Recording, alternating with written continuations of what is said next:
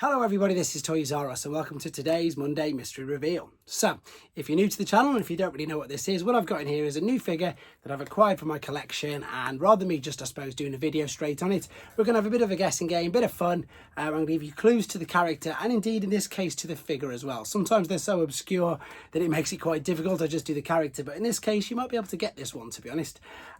If you're new to the channel or if you're playing along, please obviously don't put the name of the character in the comments. You can put the time that you got it, you can put wrong guesses, but please don't put the name for obvious reasons because it will spoil it for everybody else. So we're back to normal this week then. So this is a Generation 1 figure. It is loose, it's not boxed. It's a Generation 1 figure and it is a first version of this. So again, if you've just joined the channel due to the collection video and you noticed all the variants, this is, I suppose, my little rabbit hole. This is what I enjoy doing, hunting down figures that not that necessarily most people haven't got, but most people maybe don't even know they've got. So the purpose of this video is again to educate you guys at the same time. But this is a first release of a 1984 figure.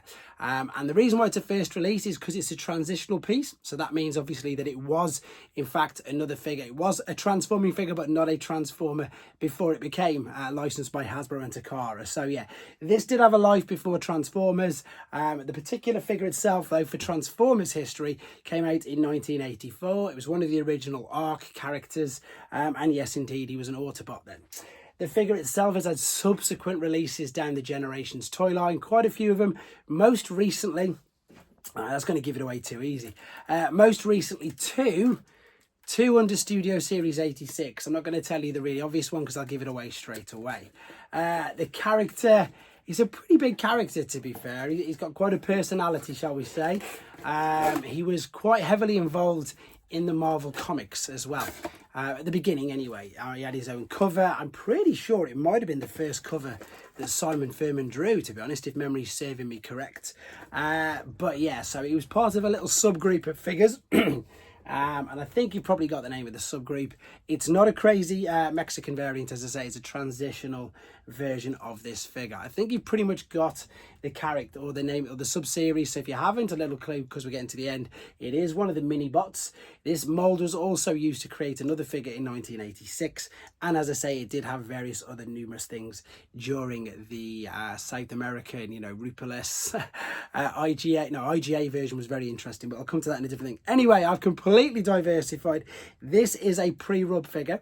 It had to be for 84, and this is a transitional first version. So the first known version releases of Brawn. Okay, now it's quite, apart from the really obvious, you'll know that, as I say, with the ones with the rub signs, I've come on the side. This one's got the silver rub sign on the hood, but the difference is, if you have a look at his faceplate there, this is the normal one, by the way, guys. This is your normal. You can see the faceplate is all one.